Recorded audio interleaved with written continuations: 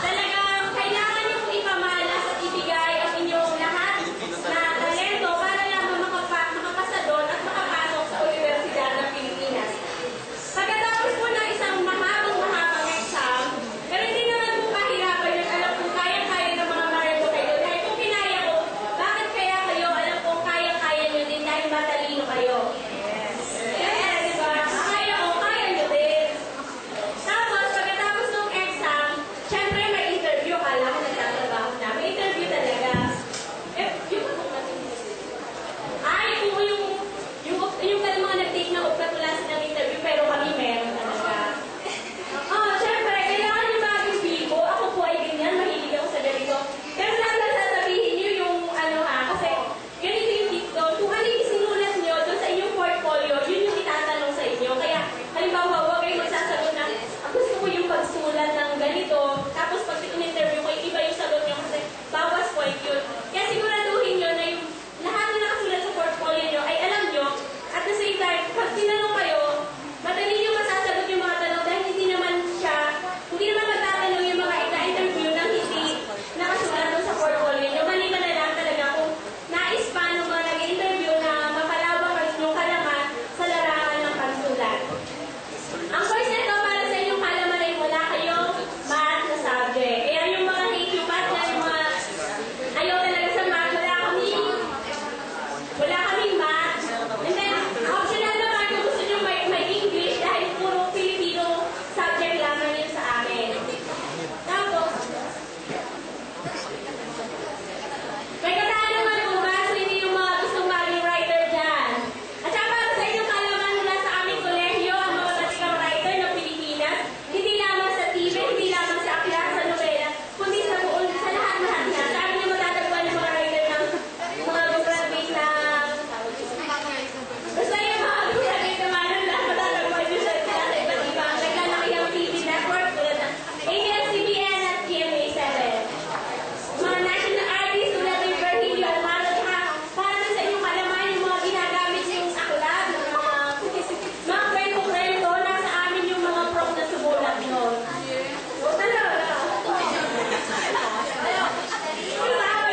Sino interesado? Madali lang yun.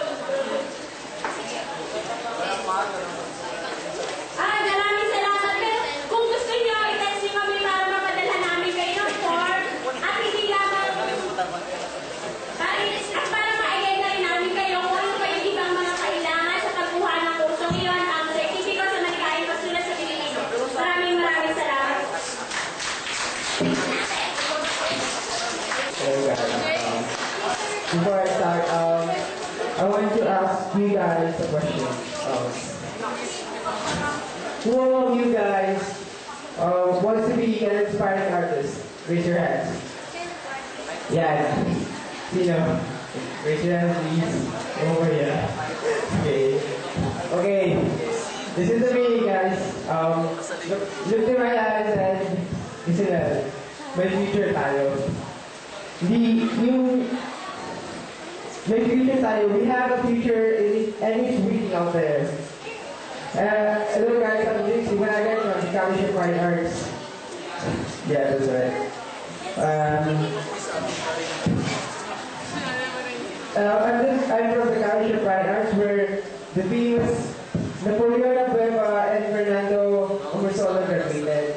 Today mga famous national artists. And then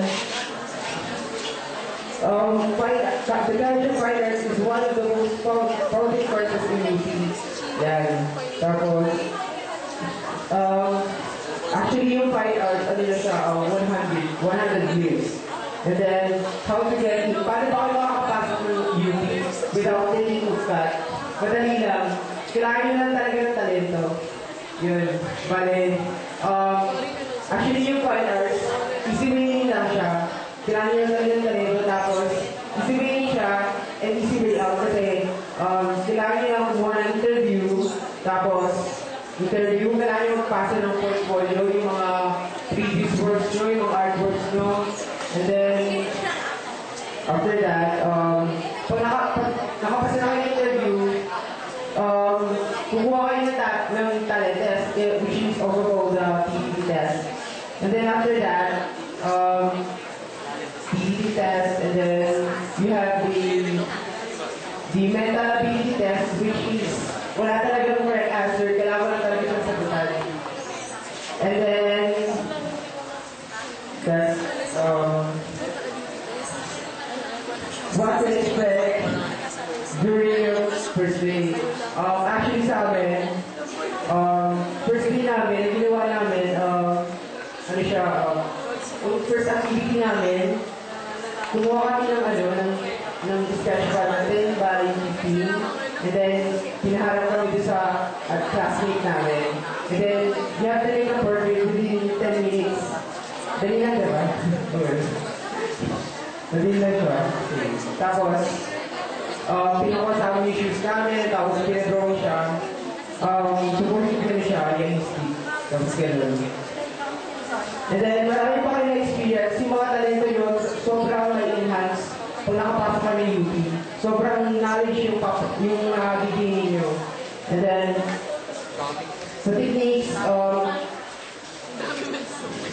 we will be taught by using different kinds of techniques. And then, after that, your craftsmanship will be tested using different materials. And then, that's it. Masaya sa finals kasi imagine a course where you can do what you love, a course where you can express your thoughts freely, and only here sa finals, doon lang yung magagawa. That's all. Winners natin. Maybe ask the judges to Mr. Rupi to give us a short message before we and also the applicant. Good afternoon po sa inyo lahat and welcome sa Tagisip. So, ako po si Gerald Kirby, one of the founding members of the UP Moriones, and ang alam ko ng time namin meron ng Tagisip, na-launch na ng time namin ng Tagisip. So, it was founded 1992. Okay?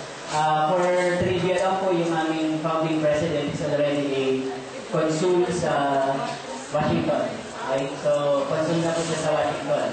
Si Ariel Peñaranda. Okay? So, yung lahat po na nandito ngayong tanghali or hapon or maghapon, hopefully you learn something from the speakers regarding sa UP. And I know yung advocacy ng UP Moriones is to increase yung number of Marinduque students or Marinduque High School graduates na makapasok sa UP.